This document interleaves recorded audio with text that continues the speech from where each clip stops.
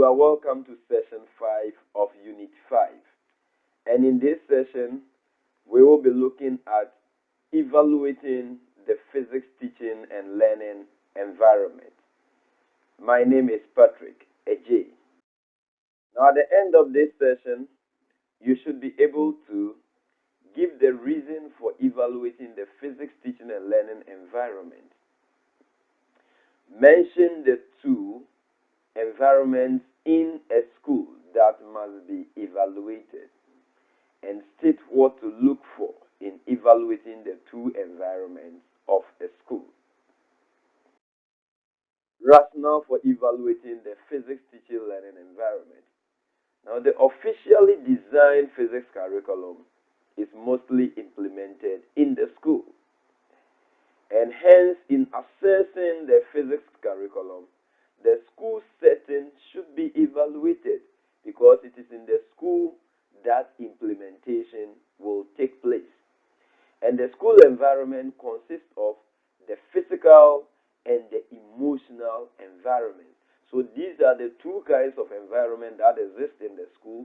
We have the physical environment and the emotional environment.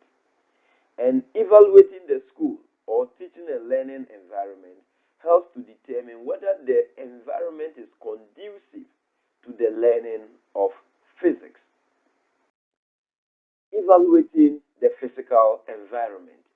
And anytime we are evaluating the physics curriculum, the physical environment which is intended for translating the curriculum into practice should be assessed. And anytime we are doing such an assessment, the considerations that should be included are the class size. What is the number of students in each class? Are the students overcrowded in the class? Are they beyond the number of students that are supposed to occupy a particular class? Then lighting. Is the room well lit? Do we have enough lighting facilities in the classroom? Ventilation. Is the room well ventilated? Do students feel comfortable in the room during learning? Then seating facilities and arrangements. Do students have enough chairs to sit? Do they have enough tables? Do we have the arrangement? How is the arrangement in the classrooms? Do we have enough chairs so that they have been arranged in an order that makes movement in the classroom easy? All these considerations must be taken. And proximity to noise. Are the classrooms built in such a way that they are in areas where they are prone to noise, where interactions are, as the classrooms closer to, let's say, a lorry road where students normally hear sounds of moving vehicles? We must evaluate or assess all these anytime we are assessing the physical environment of the school. Evaluating the emotional environment. And here the emotional environment is governed by the kind of relationship that exists among the personnel in the school, especially those among and between the physics teachers and the learners. And so when we talk about the personnel in the school, we can talk about the school administration, we have the teachers, we have the students. So in the school we have we can talk of even the teaching staff and the non-teaching staff. The kind of relationship that exists between and among all these parties in the school constitutes the emotional environment of the school. And the considerations concerning the emotional environment would include teacher-student relations. Is that kind of rapport between students and teachers there? Are students able to contact their teachers anytime they feel? Do they feel comfortable sharing their problems with their teachers? Do students feel comfortable when they are learning and they are unable to make meanings?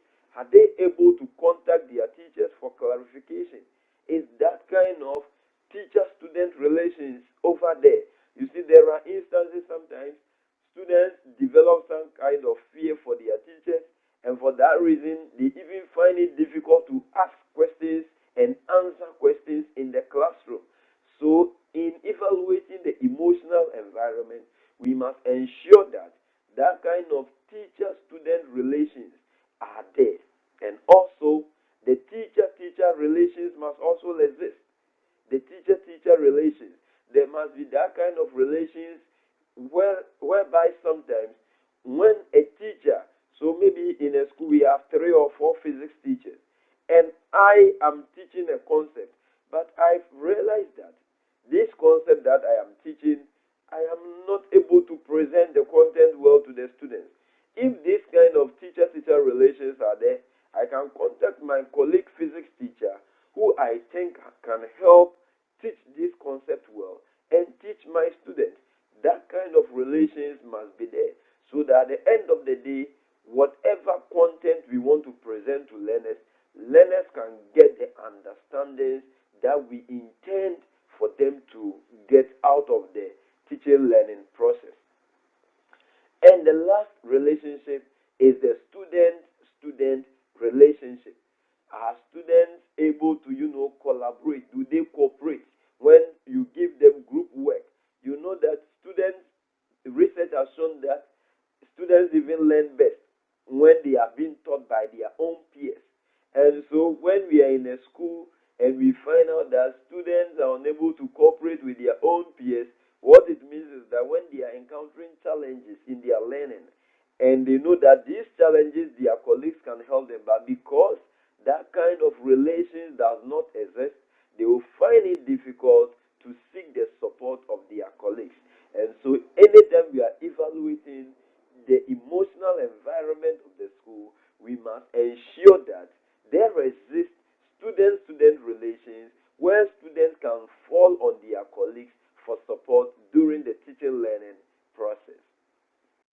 Now, students, in this session, we have seen that the physical and the emotional environment constitute the teaching learning environment of the school. And we have noted how these environments can be evaluated. Now, students, let's take this question. Why should teacher-teacher relations be evaluated? Why should we evaluate teacher-teacher relations? Thank you, students, for joining this session. See you in the next